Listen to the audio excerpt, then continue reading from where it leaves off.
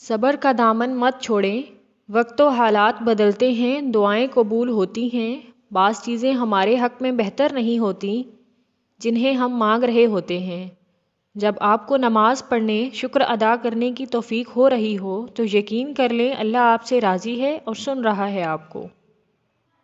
جو لوگ چھوڑ جائیں انہیں آپ بھی چھوڑ دیں، جو توڑ جائیں انہیں معاف کر دیں، جو الفاظ نہ سمجھ سکیں ان کے سامنے خاموشی اختیار کر لیں، جو جہاں ہے اسے وہیں رہنے دیں۔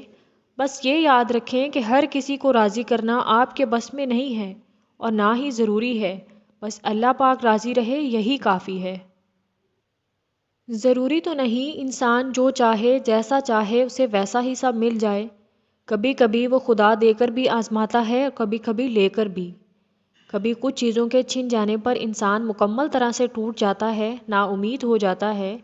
یوں لگتا ہے جیسے اس کے جینے کی وجہ اس سے چھن گئی، مگر وہ تو رب ہے نا، وہ سب جانتا ہے، تمہارا بہتر بھی اور تمہارا بہترین بھی۔ ہاں مگر وہ وقت بہت مشکل ہوتا ہے، عمر صدیوں کی تھکاوٹ لے بیٹھتی ہے، یوں لگتا ہے دل دھڑکنے کی اداکاری کر رہا ہو اور سانسیں چلتے رہنے کا فرض ادا کر رہی ہوں، دماغ کسی بوجھ تلے دب گیا ہو جیسے یوں تمام راستے بند دکھائی دیتے ہیں، لیکن جب تم سر اٹھا کر آسمان کی طرف دیکھتے ہو تو یوں لگتا ہے جیسے وہ خدا تمہیں ہی دیکھ رہا ہو اور مسکرا رہا ہو، اور پھر جیسے کہہ رہا ہو میرا اتنا بہادر بندہ اتنی جلدی گھبرا گیا۔ ہاں وہ وقت بہت کٹھن ہوتا ہے مگر خدا کے بہت قریب کر دیتا ہے اور پھر خدا اس دل کو مطمئن کر دیتا ہے۔ اللہ سے رابطہ قائم رہے تو ہی زندگی گزر سکتی ہے، سارے سکون کے پل واپس آ سکتے ہیں۔ اللہ سے رابطہ ٹوٹنے کا مطلب ہے آپ کا سکون بھی چلا گیا۔ کبھی کبھی انسان اتنا ٹوٹ چکا ہوتا ہے کہ وہ اللہ سے بھی ناراض ہو جاتا ہے، اس سے بھی اپنی باتیں کرنا چھوڑ دیتا ہے، اللہ سے شکوہ کرتا رہتا ہے۔ اللہ سے دور ہونے کے بعد وہ اور بھی برے حالات کی طرف چلا جاتا ہے، اندھیرے اس کے اندر بھر جاتے ہیں، اپنے آپ سے لڑتا ہے، ہر بار اذیت پڑتی ہے اور پھر تھک ہار کر اللہ کی طرف لوٹ آتا ہے، اور اللہ کی طرف لوٹ آنا ہی اس کی روح کو سکون دیتا ہے۔